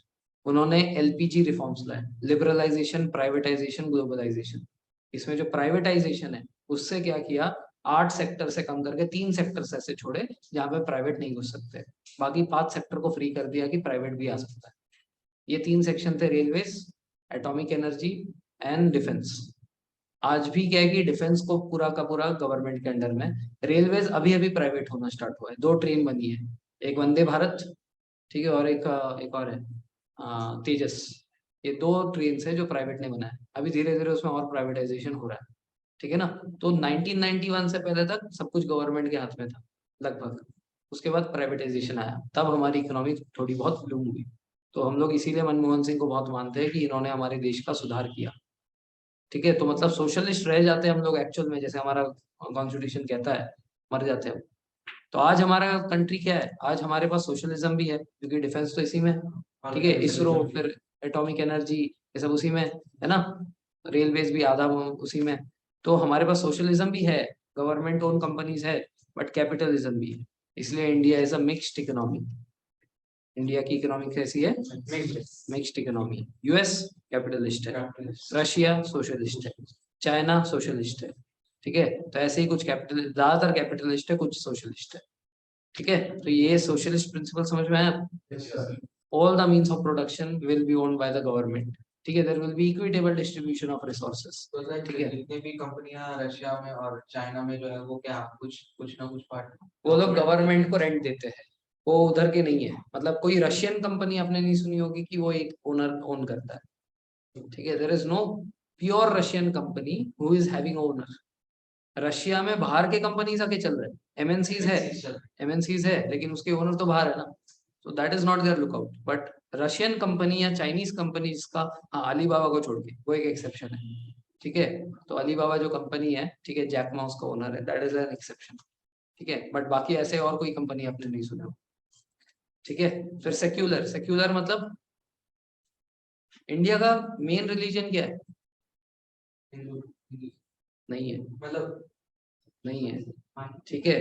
देखो अगर पाकिस्तान में जाओगे, what is the major religion, Islam, ठीक है। तो उसका ऑफिशियल रिलीजन क्या है, इस्लाम है। वैसे इंडिया का कोई ऑफिशियल लैंग्वेज है ही नहीं, हम धर्म निरपेक्ष देश है, धर्म निरपेक्ष है ना।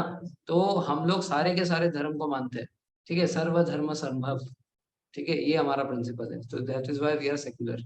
हम लोग किसी एक धर्म को जो है वो नहीं करते, फेवर नहीं करते, ठीक है। तो हिंदुत्व का नारा नहीं है, हाँ, even though we are having maximum Hindus, but we are giving equal priority to all, because of which we are in benefit. We are having Christmas की छुट्टी अभी, ठीक है, एंड ईद की भी छुट्टी है, दिवाली भी है, सब कुछ है, ठीक है, पारसी न्यू ईयर की भी छुट्टी है, ठीक है। ये इसलिए क्योंकि हम लोग सेक्युलर है, ठीक है। अब जैसे माइनॉरिटी कंट्रीज में, मतलब दूसरे कंट्रीज में, जैसे इस्लामिक कंट्री में, वो लोग दिवाली की छुट्टी थोड़ी देते हैं, ईद की मिलती है उधर, ठीक है ना। तो अपने को नुकसान होता है अगर हम सेक्युलर नहीं होते तो, ठीक है। डेमोक्रेटिक, हाँ, नहीं बच्चों को तो तुम बच्चे नहीं हो, आप कह रहे हो ना। अच्छा, नहीं तो हमें भी मिलती है ना, तुम्हें छुट्टी मिल रही है तो ठीक है। तो डेमोक्रेटिक मतलब rule of the people, for the people and by the people. पहले दिन ही बताया था India is a democratic republic. तो डेमोक्रेटिक मतलब where people are the rulers, ठीक है, of the people, for the people, by the people. किसने दिया था ये, रिपब्लिक मतलब where the head of the country is not heredity, it is elected, ठीक है, इलेक्टेड, ठीक है। राजा का बेटा राजा नहीं बनेगा, राजा वही बनेगा जो हकदार होगा, ठीक है। कौन से मूवी में है ये, सुपर सेक्टर, ठीक है। नाउ तो ये तो हो गया कि having resolve constituted India into sovereign socialist secular democratic Republic, ठीक है, 5 हो गए। इसमें से 2 शब्द पहले नहीं थे, एक सोशलिस्ट, एक सेक्युलर। ये दोनों वर्ड जो है ये ओरिजिनल प्रीएम्बल में नहीं था, it has been added by 42nd amendment act. 42nd amendment act से ये दोनों वर्ड्स को बाद में जोड़ा गया था, ठीक है ना, सोशलिस्ट एंड सेक्युलर, ठीक है। And to secure all its citizen, citizens को क्या मिलने वाला है, तीन चीजें, जस्टिस, ठीक है, लिबर्टी, चार चीजें, ठीक है, justice, liberty, equality and fraternity. अब जस्टिस किसकी, सोशल, इकोनॉमिक एंड पॉलिटिकल, इन तीनों चीज में अपने को जस्टिस मिलेगा, ठीक है। Liberty, liberty of what, liberty of thought, expression, faith, belief and worship, ठीक है। तो ये सारी चीजों में, वर्शिप मतलब आप कोई भी भगवान को पूछ सकते हो, जब भी चाहे धर्म बदल सकते हो, ठीक है ना, कुछ भी बिलीव आपके रह सकते हैं, ठीक है। आपका बिलीव है कि हमारे देश में जो है अमित शाह जी हमारे प्रेसिडेंट होने चाहिए, तो आपका बिलीव है, रह सकता है, ठीक है, ठीक है, तो इसमें कोई कुछ नहीं बोलेगा, ठीक है। थॉट, एक्सप्रेशन, ठीक है, जो भी आपके है वो आप फ्रीली एक्सप्रेस कर सकते हो, ये आपका फंडामेंटल राइट है। Equality, equality of status and opportunity to promote among them all, तो सभी का स्टेटस बराबर, मतलब मोदी जी और आप बाजू बाजू में बैठोगे तो दोनों का स्टेटस बराबर है according to the constitution of India, ठीक है। हाँ, देखो ऐसा नहीं है, मतलब एक्चुअल में लीगली भी नहीं है, क्यों नहीं है, बिकॉज हमारे इंडिया में देयर इज अ क्या बोलते हैं ऐसे, इंसानों का स्टेटस वो है, ठीक है। First citizen of India is president, second is vice president, ठीक है। ऐसे ही थर्ड, फोर्थ, फिफ्थ करके, जैसे हमारे जो स्पीकर ऑफ लोकसभा है ही सेवेंथ, ठीक है। वैसे chief justice of India, then सारे फोर्सेस के चीफ, ये सब एट, ठीक है। तो ऐसे आता है, ठीक है, there is a order, hierarchy है ऐसा, ठीक है। तो ये बाकी लोगों की बात हो रही है, एक्चुअल में ये लोग पावर में है ना, तब तक है ऐसा, ये जिस दिन पावर से बाहर आ जाएंगे तो ये हमारी तरह आम आदमी हो जाएंगे, ठीक है। फिर भी टच करके दिखाऊं मोदी जी को, ठीक है, तो वो तो अलग बात है, ठीक है। देन फैटर्निटी, फैटर्निटी मतलब हमारी डिग्निटी, ठीक है। हमारी डिग्निटी मतलब जैसे आपने मानहानि का केस सुना है, डिफेमेशन केस, अभी कुछ दिन पहले ही तो चल रहा था फॉरेन में, अपने इधर नहीं, डिफेमेशन केस किसके ऊपर, यस, तो ये जो है उसकी वाइफ के ऊपर, नहीं उसकी वाइफ ने इसके ऊपर डिफेमेशन, हाँ जॉनी डेप पे लगाया था। तो ये जो था डिफेमेशन, मतलब क्या, मतलब ये कि मान लो कि आपने सलमान खान को कुछ ऐसा बोल दिया जिससे उसकी इज्जत जो है मट्टी में मिल गई, ठीक है, तो वो आपके ऊपर क्या फाइल करेगा, डिफेमेशन केस। क्यों, क्योंकि everyone is having the right to dignity, हर किसी के पास जो है डिग्निटी के साथ चलने की वो है, परमिशन है, ठीक है, मतलब हमारे कॉन्स्टिट्यूशन ने दे रखी है। इसका मतलब अगर आपके मम्मी पापा ने कहा हुआ तो किसी काम का नहीं है, तो नालायक है, गधा है, ठीक है, तो आप केस कर सकते हो, ठीक है। बट ऐसे चीजें घर पे मत कीजिए, ठीक है, तो flying chappal you will receive and जायदाद से भी बेदखल हो जाओगे, ठीक है। तो fraternity assuring the dignity of the individual and unity and integrity of the nation. अब ये जो इंटीग्रिटी वर्ड यहाँ पे है, ये वर्ड भी पहले नहीं था, तो तीन वर्ड कॉन्स्टिट्यूशन में बाद में डाले गए हैं, क्या क्या, पहला सोशल, सेक्युलर और दूसरा इंटीग्रिटी, ठीक है, क्लियर है। यस उसके बाद in our constituent assembly this 26th day of November 1949 to hereby adopt, enact and give to ourselves this constitution. So on this day finally the constitution was made, ठीक है। अभी जो जो चीजें मैंने बोली यहाँ पे लिखी हुई है। Initially the word socialist, secular and integrity were not there in the preamble, it were inserted by the 42nd amendment 1976, ठीक है, 42nd amendment act 1976 का preamble जो है ये हमने कौन से देश से लिया, ये हमने लिया यूएसए से, ठीक है। Than words liberty, equality and fraternity, ये हमने लिया है फ्रांस से, ठीक है। फ्रेंच रेवोल्यूशन के तीन प्रिंसिपल्स क्या थे, लिबर्टी, इक्वालिटी एंड फ्रेटर्निटी, ये था, ठीक है, लिबर्टी, इक्वालिटी एंड फ्रेटर्निटी, ठीक है। तो ये जो है ये फ्रेंच कॉन्स्टिट्यूशन से लिया। अब सवाल ये उठता है कि प्रियम्बल जो है ये हमारे कॉन्स्टिट्यूशन का पार्ट है कि नहीं है, नहीं है क्या, है। तो आप क्या, मेरे बोलने से नहीं होता। तो हमारे देश में अब जिसने कॉन्स्टिट्यूशन बनाया वो तो जिंदा है नहीं, अम्बेडकर जी है क्या, नहीं, अभी प्लानचेट करके बताना पड़ेगा कि ये अम्बेडकर है, ठीक है। तो हम लोग ऐसा नहीं करेंगे। अब मान लो कि कॉन्स्टिट्यूशन के पार्ट में किसी को भी कोई कंफ्यूजन है कि मैं सोच रहा हूँ ये होना चाहिए, आप सोच रहे हो ये होना चाहिए, तो ऐसे सिचुएशन में हमारे कॉन्स्टिट्यूशन ने ही फाइनल इंटरप्रिटेशन ऑफ कॉन्स्टिट्यूशन का हक दिया है सुप्रीम कोर्ट को। सुप्रीम कोर्ट जो भी बोलेगा हमें मानना पड़ेगा, he is the final interpretation of constitution, क्योंकि जो फ्रेमर्स थे वो तो जिंदा रहेंगे नहीं जिंदगी भर, तो इसीलिए कॉन्स्टिट्यूशन का जो भी फाइनल डिसीजन लेना होगा सुप्रीम कोर्ट लेगा। अब सुप्रीम कोर्ट के अपने डिसीजन पे मुकर सकता है, यस। इसका एग्जाम्पल देखो, preamble as part of constitution, इसके ऊपर जो क्वेश्चन था, तो एक केस हुआ था, देखो केस आपको उतना याद रखने की जरूरत नहीं है, ठीक है, सिर्फ आप इसका वो मेन मुद्दा समझो। बेरूबरी एक केस हुआ था, उस केस में सुप्रीम कोर्ट ने बोला था कि preamble is not a part of constitution. ये कब की बात है? 1960 की। अब बेरूबरी केस क्या था, इंटरेस्टिंग है तो ये बता रहा हूँ। बेरूबरी एक्चुअल में एक जगह है वेस्ट बंगाल में। तो जब इंडिया का पार्टीशन हुआ था 1947 में, उस टाइम पे ये बेरूबरी एक जो गांव है, इस गांव में ऐसा हुआ था कि जहां से पार्टीशन का लाइन गया है उसमें किसी का घर है, ठीक है, उस घर के बीच में से लाइन चली गई, ठीक है। तो बेटा सो रहा है इस तरफ इंडिया में और बाप सो रहा है पाकिस्तान में, ठीक है। पाकिस्तान क्यों? क्योंकि उस टाइम पे ईस्ट पाकिस्तान, ठीक है ना।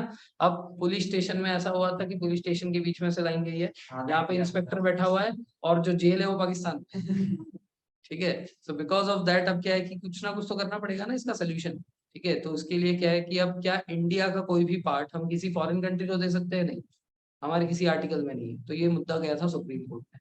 तो सुप्रीम कोर्ट ने यही हियरिंग के टाइम पे ये बोला था कि preamble is not a part of constitution, ठीक है ना। देन केशव आनंद भारती केस, ये बहुत ही फेमस केस है, ये लैंडमार्क केस है हमारे कॉन्स्टिट्यूशन का। जो भी इस तैयारी में है, केशव आनंद भारती केस को जो है हर कोई जानता है। ये क्या था? इसके ऊपर ये था कि फंडामेंटल राइट्स, उसमें अमेंडमेंट चल सकता है कि नहीं, क्योंकि फंडामेंटल राइट हमारे जन्म सिद्ध अधिकार होते हैं। अगर आप इंडियन बॉर्न हुए हो, आपको फंडामेंटल राइट बाय डिफॉल्ट मिलेगा। तो क्या उसमें छेड़खानी अलाउड होनी चाहिए कि नहीं, इसके ऊपर केशव आनंद भारती ने केस कर दिया था। इस दौरान में सुप्रीम कोर्ट ने रिजेक्ट कर दिया पहला ओपिनियन, ठीक है। क्योंकि देखो सुप्रीम कोर्ट मतलब क्या, वो इंसान थोड़ी है, उसमें बैठने वाले अलग अलग जज है। तो पहले के जो जज थे उसने बोला कि it is not part, but supreme court ने कहा, अभी इस बार जो जज बैठे थे उन्होंने बोला it is a part of the constitution, ठीक है ना। अब एक और बार LIC ऑफ इंडिया केस हुआ था 1995 में, इसमें भी सुप्रीम कोर्ट ने ये बोला था कि it is a integral part of the constitution. तो यहाँ पे 3 रूलिंग है, तो 2:1 है। 2 बार बोला हाँ, 1 बार बोला ना। तो आज हम लोग क्या करेंगे, उसको मानेंगे, क्योंकि फाइनल रूलिंग क्या थी 1995 में कि it is a part of the constitution, इसीलिए उसको हम मानेंगे, ठीक है ना। सो अब अगर कभी वापस मान लो 2024 में अगर सुप्रीम कोर्ट ने बोला it is not a part, तो उसका नॉट अ पार्ट, ठीक है ना, ऐसा हो सकता है। यस, सुप्रीम कोर्ट ने बोल दिया तो बोल दिया, ठीक है, फिर वो अपने आप की भी नहीं सुनता। अब देखो ये जो हमारे, अभी इसके बाद हमें क्या करना है, इसके बाद हमें 12 शेड्यूल्स याद करने हैं और हमें उसके बाद पार्ट्स याद करने हैं। तो 12 शेड्यूल्स कैसे याद रखेंगे? हमारे प्रधानमंत्री को रुलाकर, ठीक है, टीयर्स ऑफ ओल्ड PM, ठीक है। तो ये टीयर्स ऑफ ओल्ड PM में ये सारे सारे जो चीजें हैं वो देख लो। तो इसमें जो T है वो है हमारा टेरिटरी, ठीक है। तो first schedule is union and it's territory. First schedule is union and its territory. What is the meaning? It means that कि इंडिया में जितने भी हमारे स्टेट्स है, जितने भी हमारे यूनियन टेरिटरीज है, वो हमारे फर्स्ट शेड्यूल में आते हैं। तो हमारे पास कितने स्टेट्स है? 28 स्टेट्स है। कितने स्टेट्स है? क्योंकि जम्मू कश्मीर हट गया ना अभी, it has been made a union territory। तो पहले 29 स्टेट्स एंड 7 यूनियन टेरिटरीज थे, ठीक है ना। तो जम्मू कश्मीर में 2 यूनियन टेरिटरीज हो गए, एक लद्दाख का और एक जम्मू कश्मीर का। तो अभी नंबर ऑफ यूनियन टेरिटरीज कितने हो गए होंगे? 9। और स्टेट्स कितने हो गए होंगे? स्टेट हुए 28, ठीक है। यूनियन टेरिटरी हुए 8। ऐसा क्यों? ऐसा इसीलिए क्योंकि 2020 के 26 जनवरी के दिन, आपने दीव दमन सुना है? Yes sir. ऐसे ही दादर नगर हवेली, यस सर। ये 2 अलग अलग यूनियन टेरिटरीज थे जिसको मर्ज कर दिया गया। Now it has been made 1, इसीलिए ये 8 हो गए। So now we are having 28 states and 8 union territories. ये सारे के सारे हमारे शेड्यूल 1 में होंगे। ये जो भी जब भी चेंज होता है ये सब शेड्यूल 1 में चेंज होता है, ठीक है ना। सेकंड इज अनॉलमेंट, ये अनॉलमेंट्स एंड अलाउंसेस, मतलब क्या? सैलरीज, सिंपल भाषा में सैलरीज। तो TEE मतलब एनुअलमेंट्स, एनुअलमेंट्स मतलब सैलरी, ठीक है। सैलरी किसके? सैलरी जैसे प्रेसिडेंट, प्राइम मिनिस्टर, ये सारे गवर्नमेंट ऑफिशियल्स के, ठीक है ना। Next is oath and affirmations, ठीक है, TEA। ए मतलब अफर्मेशन से याद रखो, ओथ एंड अफर्मेशन। तो जब भी कोई जैसे प्रेसिडेंट बनता है या प्राइम मिनिस्टर बनता है तो ओथ लेता है ना, कि मैं नरेंद्र मोदी ईश्वर की शपथ खा के कहता हूँ कि देश की, ठीक है। तो that is the oath and affirmation. It has been given in schedule 3। Schedule 4 are, ठीक है, आर मतलब सीट्स ऑफ राज्यसभा। तो राज्यसभा में जो सीट का एलोकेशन होगा कि महाराष्ट्र को कितना मिलेगा, यूपी को कितना मिलेगा, ये सब जो है ये उधर से होगा। सबसे ज्यादा सीट्स राज्यसभा में कौन से स्टेट को है? सबसे बड़ा स्टेट कौन सा है? उत्तर प्रदेश है, ठीक है, पॉपुलेटेड स्टेट, ठीक है। तो सबसे ज्यादा पॉपुलेशन जहाँ, वहां से रिप्रेजेंटेशन भी था। तो 31 सीट्स है राज्यसभा में फ्रॉम उत्तर प्रदेश, ठीक है। सेकंड है महाराष्ट्र, महाराष्ट्र की 18 सीट्स है, ठीक है। Next is scheduled areas. अब शेड्यूल्ड एरियाज TEARS, एस मतलब scheduled areas. Now what do you mean bye scheduled areas? हमारे नॉर्थ ईस्ट में, ठीक है, ये अपना मणिपुर, ये सब जो एरियाज है ना, ये सारे एरियाज को शेड्यूल्ड एरियाज में रखा है, ताकि देखो ये एक निग्लेक्टेड सेक्शन ऑफ इंडिया, ठीक है ना, ये निग्लेक्टेड है, क्योंकि ज्यादा आप लोगों को भी मैं अगर अचानक से पूछूंगा ना मणिपुर का कैपिटल बताओ, यस, तो ऐसे बहुत कम लोग होंगे जिसको जो है ये कैपिटल्स के बारे में पता होगा, सारे स्टेट्स के बारे में पता होगा, ठीक है ना, उसका पोजीशन पता होगा कि कौन किसके नीचे है किसके ऊपर है, ठीक है ना। लेकिन बाकी जगह पे जैसे गुजरात के ऊपर कौन है? बहुत इजी है हमारे, ठीक है। गुजरात के नीचे कौन है? महाराष्ट्र के नीचे कौन है? गोवा। गोवा के नीचे कर्नाटक, ठीक है। तो ये सब इजी है, नॉर्थ ईस्ट में बहुत मुश्किल है, ठीक है। क्यों? क्योंकि वो निग्लेक्ट है और हम भी निग्लेक्ट करते ही है, इसीलिए क्या है कि इसको शेड्यूल 5 में रखा गया है, ठीक है। तो शेड्यूल्ड एरियाज, फिर other scheduled areas. Other scheduled areas मतलब बेसिकली शेड्यूल्ड एरियाज ये समझो, ये इकोनॉमिकली वीक होते हैं। शेड्यूल्ड एरियाज जो है जनरली ये इकोनॉमिकली वीक है, इसीलिए उसको सेंटर जो है थोड़ा सा हेल्प करता है पैसे वैसे देके, ठीक है। तो अदर शेड्यूल्ड एरियाज ऐसे ही कुछ एरियाज है जो कि 5th शेड्यूल में छूट गए थे, ठीक है। तो आपने मेक माई ट्रिप सुना है? मेक माई ट्रिप को MMT बोलते हैं, क्योंकि इसमें एक थोड़ा सा ऐड कर दो AMMT, ठीक है। इसमें आपको 4 स्टेट्स मिलेंगे, वो 4 स्टेट AMMT से हो जाएगा, ठीक है ना। अब ये सब नॉर्थ ईस्ट के ही है, तो इसमें आसाम आ गया, ठीक है, T से त्रिपुरा आ गया। अब 2 M है, लेकिन उधर नॉर्थ ईस्ट में 3 M आते हैं, ठीक है, मेघालय, मणिपुर और मिजोरम, ये 3 है, ठीक है। तो अभी ये 3 में से कौन से 2 है, ये शॉर्ट फॉर्म में याद नहीं रहेगा ना, तो इसका कैसा है, अदर शेड्यूल्ड एरियाज कैसे, गरीब है, गरीब के पास क्या नहीं होता, पैसे नहीं होते, पैसे को क्या बोलते हैं, मनी, तो इसमें मणिपुर नहीं है, ठीक है। तो अदर शेड्यूल्ड एरियाज में देयर इज नो मनी, ठीक है। तो इसमें क्या है, मेघालय आया और मिजोरम आया, मणिपुर इसमें नहीं है, क्लियर है। Yes. तो ये हो गए हमारे अदर शेड्यूल्ड एरियाज AMMT, याद रहेगा। उसके बाद FS फेडरल लिस्ट, 3 टाइप की लिस्ट हमारे, union list, state list, concurrent list, ये हमारा शेड्यूल 7 में आएगा, ठीक है ना। तो ये क्या है हमारा F, ठीक है। उसके बाद आता है O is official languages. Total कितने ऑफिशियल लैंग्वेज हमारे? 22 में हिंदी आता है अपना फर्स्ट, लेकिन उसमें इंग्लिश नहीं है, English is not official language, ठीक है। अब ऑफिशियल लैंग्वेज का मतलब क्या? ऑफिशियल लैंग्वेज का मतलब होता है जिससे सेंटर अपने स्टेट्स को इंस्ट्रक्शंस देती है, तो वो हिंदी में होता है। लेकिन ये हमारे जो साउथ इंडिया के जो स्टेट्स है, वो लोग हिंदी हिंदी उतना समझते नहीं है और समझना चाहते भी नहीं, इसलिए उनको इंग्लिश में इंस्ट्रक्शंस भेजने पड़ते हैं। तो but it is not still ये क्या बोलते हैं official language, it is associate language, कि दो states which do not understand English Hindi, they will be instructed in English, ठीक है। तो it is a official language और अ कोर्ट लैंग्वेज, ठीक है। देन लैंड रिफॉर्म्स, लैंड से रिलेटेड कुछ भी चीज वो आएगा हमारे 9th शेड्यूल में, ठीक है। तो दैट इज OLD का L। D is defection. Defection मतलब क्या, जो महाराष्ट्र में चल रहा है, ठीक है। अगर आप किसी पॉलिटिकल पार्टी से चुनाव लड़ते हो, लेट्स से कि आपने शिवसेना से चुनाव लड़ा, ठीक है ना, अब आपको सीट मिल गई उस जगह की, अब आप चाहते हो कि आप बीजेपी में चले जाओ, तो आप एज ए इंडिविजुअल जा तो सकते हो, लेकिन आपने सीट किसके तरफ से जीती थी? अब तो शिवसेना के साथ धोखा हुआ ना, इसीलिए आप जाना चाहते हो, आप भले ही चले जाओ, लेकिन आपका सीट जो है वो डिस्क्वालीफाई हो जाएगा। This is called as defection. If you change your political party after being elected with some other political party, then if you want to leave, you can leave, but your seat will be gone. So you will not be MP or MLA of that place. ठीक है। Next is 73rd और 74th, आपने 10th standard में federalism पढ़ा होगा, उसमें आपने decentralisation पढ़ा होगा, ठीक है, decentralisation in India. 73rd amendment से आया था पंचायत, 74th अमेंडमेंट से आया था म्यूनिसिपैलिटी। ये PM में जो है, P मतलब पंचायत और M में मतलब municipality. It has come by 73rd and 74th amendment, ठीक है। तो T is territories, union and territory. E is emoluments and allowances मतलब सैलरीज। A मतलब होता है नॉफर्मेशन। R मतलब राज्यसभा के सीट्स। S मतलब शेड्यूल्ड एरियाज, गरीब areas of north east. O मतलब अदर शेड्यूल्ड एरियाज, AMMT, ठीक है। FS फेडरल लिस्ट मतलब union list, state list, concurrent list. O मतलब ऑफिशियल लैंग्वेजेस, L मतलब लैंड रिफॉर्म्स, D मतलब डिफेक्शन, P मतलब पंचायत, NM मतलब म्युनिसिपैलिटीज। क्लियर है? ये शॉर्टकट से आपको ये सारे याद हो जाएंगे। तो आज हम लोग यही रुकेंगे, पार्ट्स ऑफ कॉन्स्टिट्यूशन कल पढ़ेंगे, कल मतलब अगली क्लास में पढ़ेंगे, कल तो आपका मैथ्स रहेगा, कल परसों उसके बाद, ठीक है ना। This Sunday will not keep test, ठीक है, अभी तो बस स्टार्ट ही हुआ है, ठीक है। एटलीस्ट 2 हफ्ता हो जाए, कुछ पढ़ा ले, फिर टेस्ट लेंगे अगले हफ्ते से। ठीक है ना, चलो धन्यवाद, जय हिंद।